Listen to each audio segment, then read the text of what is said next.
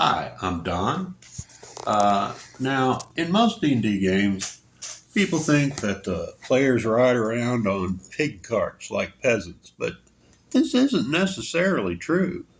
Uh, there are many different conveyances besides horses and wagons. Here we have a D&D car complete with wagon wheels or a submarine for them to swim around in undersea and get into lots of trouble. Here is a Reaper miniature. This is Charon's boat. Uh, you can see the canopy comes off, and you can see Charon at the back at the tiller. Some ghosts and skeletons around him.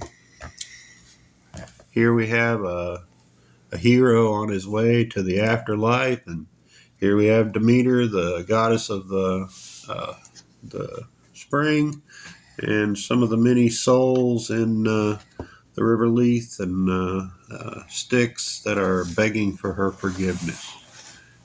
Now, of course, there are many other types of vessels. Here we have a dwarven paddle wheeler, part of the dwarven army, or navy, I suppose. And you can see it's got a variety of dwarves on it for scale. Here's a captain figure, as it were, cannons. There's smokestacks, and of course the paddle wheels. Over here we have a dwarf with Gatling guns on his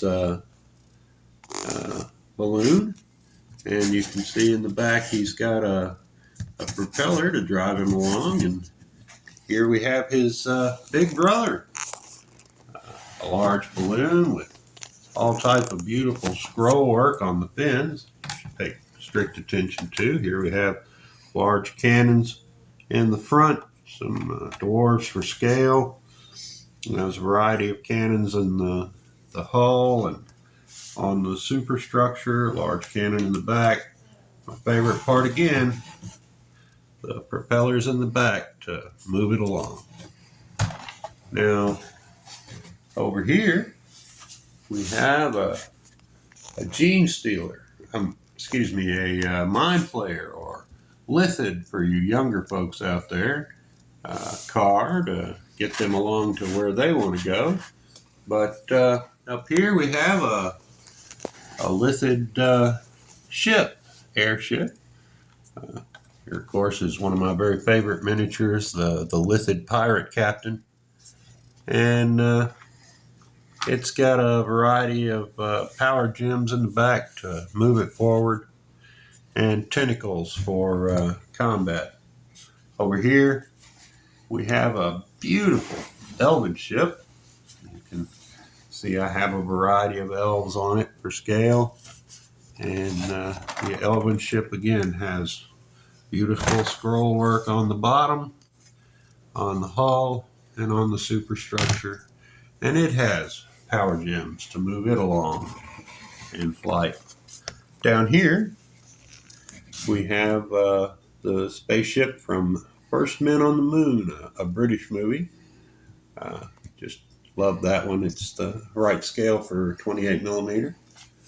Here's a rowboat, and of course its big brother, an Imperial ship of the Imperial Navy. And you can see it's got big cannons and a ballista on the front. It's got a prow for ramming. It's got smaller cannons on the side and swivel guns. And you can see the various size of soldiers on it to give it scale. It has a beautiful array of windows on the back of the captain's cabin and some strange type of mechanism to propel it along, keep it in the air. Here we have a balloon with a sniper and a spotter in it. You can see him aiming at the ground below. And down here we have a scout ship for the Imperial Navy. It's a 3 or 4 man vessel. It's got a big cannon in the front and a couple of swivel guns on the back. And you can see that I haven't gotten around to painting the swivel guns, so they're still plastic gray. And down here, one of my favorite miniatures, we have the Forge World land ship. It's a ship that's been taken out of the water, given a steam engine and wheels so that it can move around on its own and help out with the Imperial Army.